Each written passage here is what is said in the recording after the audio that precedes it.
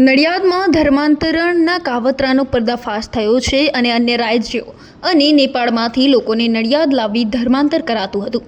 ગત 9 સપ્ટેમ્બર 2025ના રોજ પોલીસે બાતમીના આધારે સ્થળ પર કાર્યવાહી કરી હતી. પોલીસે મુખ્ય આરોપી અને નડિયાદમાં સંસ્થા ચલાવનાર સ્ટીવન મેકવાનની વિરુદ્ધ ગુનો નોંધી ધરપકડ કરી હતી. આરોપીના 6 દિવસના રિમાન્ડ મેળવીને કાયદેસરની કાર્યવાહી શરૂ કરી હતી. પોલીસે સ્ટીવનના બેંક એકાઉન્ટ ચેક કરતા એકાઉન્ટમાં 3 વર્ષમાં 1 કરોડનું ફંડ આવ્યું હોવાનું સામે આવ્યું છે. ધર્માંતરણની કાર્યવાહી અને હિસ્ટોરેશન એન્ડ રિવાઇવલ ફાઉન્ડેશન નામની સંસ્થામાં ચાલતી હતી. ત્યારે પોલીસને સ્થળ પરથી 59 લોકો મળી આવ્યા હતા, જેમાં 9 સગીર હતા. બીજો કોઈ વ્યવસાય નહીં કરાતા હોવા છતાં આટલા રૂપિયા ક્યાંથી આવ્યા તેની તપાસ ચાલુ થઈ. તારીખ 9 સપ્ટેમ્બરના રોજ નડિયાદ પશ્ચિમ પોલીસ સ્ટેશન ખાતે આપણે ગુનો દાખલ કર્યો હતો ગુજરાત ધર્મ સ્વતંત્ર અધિનિયમ હેઠળ. એમાં આ સમગ્ર વિગતની વાત કરું તો કુલ 2 આરોપી હતા, જેઓ રિસ્ટોરેશન રિવાઇવલ ફાઉન્ડેશન ટ્રસ્ટ નામની સંસ્થા ચલાવતા હતા અને તેના પ્રમુખ છે જેમનું નામ છે સ્ટીવન મેકવાન. તેઓ ગુજરાતના દાહોદ, તાપી, નર્મદા, ભરૂચ, આણંદ તેમજ રાજસ્થાન, મહારાષ્ટ્ર, ઓરિસ્સા, હરિયાણા, પંજાબ અને દિલ્હી વગેરે સ્થળોથી જે અનુસૂચિત જાતિ અને અનુસૂચિત જનજાતિના લોકો છે એને ત્યાં બોલાવી અને કોઈપણ જાતની કાયદેસરની પ્રક્રિયા અનુસર્યા વગર એમનું ખ્રિસ્તી ધર્મમાં ધર્મ પરિવર્તન કરાવતા હતા. તેઓને ચમત્કાર, લોભ, લાલચ આપવામાં આવતી અને તેમની જે અજ્ઞાનતા અથવા જે તેઓ ભણેલા ગણેલા ઓછા હોવાના કારણે એનો લાભ ઉઠાવી અને ડ્યુ પ્રોસેસ ફોલો કર્યા વગર એમનું ધર્માંતરણની પ્રક્રિયા હાથ ધરવામાં આવતી.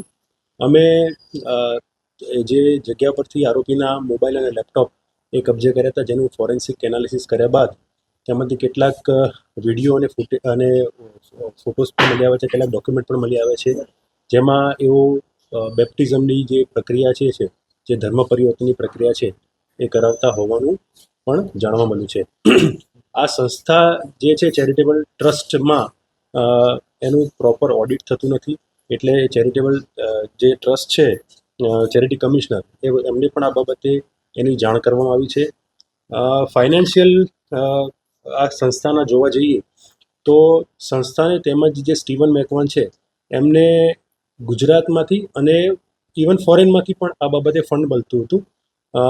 એમના બેંક એકાઉન્ટની તપાસ કરતાં તેમના બેંક એકાઉન્ટમાં છેલ્લા 3 વર્ષમાં 1,33,99,000 રૂપિયાની જે ટ્રાન્ઝેક્શન છે એ જોવા મળે છે. જેઓ એઝ સચ બીજો કોઈ ધંધા કરતા નથી, પરંતુ આ જે ઇન્કમ છે એ ફંડિંગની હોવાનું અમે માની રહ્યા છીએ.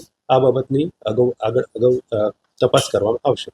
સર, કેટલા સમયથી આ સ્ટીવન મેકવાન છે તે આ ચલાવી રહ્યા હતા અને કયા કયા રાજ્યોમાંથી આ વ્યક્તિઓ આવતા હતા, કયા કયા બીજા અન્ય દેશોમાંથી પણ અહીંયા ફંડિંગ થતું હતું? સ્ટીવન મેકવાન એક અહીંયા ઘર ભાડે રાખી અને જે સંસ્થાનું નામ આપ્યું એ સંસ્થાના ચેરમેન ટ્રસ્ટીના હોદ્દાની રૂએ છેલ્લા 3 વર્ષથી આ પ્રવૃત્તિ ચલાવી રહ્યા હતા. અને અગાઉ મેં કહ્યું એમ રાજસ્થાન, મહારાષ્ટ્ર, ઓરિસ્સા, હરિયાણા અને પંજાબ તેમજ દિલ્હીથી અને ગુજરાતના જેટલા પણ ટ્રાઇબલ જિલ્લા છે એ વગેરે જગ્યાઓથી લોકો ત્યાં આવતા હતા. ઇવન એવો નેપાળનું કનેક્શન પણ આમાં અમને સામે મળ્યું છે. કે પોલીસને કઈ રીતના ધ્યાન? પોલીસને જે છે આ કામના એક ફરિયાદી છે આકાશ ઉર્ફે કિશન નરેન્દ્રભાઈ, એઓએ આ બાબતે આ પ્રક્રિયા બાબત આ જે પ્રવૃત્તિ બાબતે પોલીસને જાણ કરેલી અને પોલીસની સાથે રહી અને એ જગ્યાએ અમે રેડ કરેલી. સાહેબ, અત્યાર સુધીના કેટલા 3 વર્ષની અંદર ધર્માંતરણ થયા છે? એ આરોપીના રિમાન્ડ અત્યારે ચાલુ છે અને એ ડિટેલ એના જે ફોરેન્સિક અમારી પાસે જે ડેટા મળ્યો છે એમના મોબાઈલમાંથી એમાંથી એ વિગતો ચકાસવામાં આવશે. અન્ય કઈ કઈ સંસ્થાઓ આની સાથે કોલેબોરેટ? એ પણ એની તપાસ ચાલુ છે. સર, ઓર્ગેનાઇઝ ક્રાઇમ સાથે હાલ તો અત્યારે 2 લોકો ધ્યાનમાં આવેલા છે, પણ જેટલા લોકોએ ફંડિંગ કર્યું છે અને ડ્યુ પ્રોસેસ ફોલો નથી કરી એ તમામ લોકો આરોપીમાં આવી છે. અત્યારે કેટલા લોકોની ધરપકડ? અત્યારે 1 આરોપીની ધરપકડ થયેલી છે.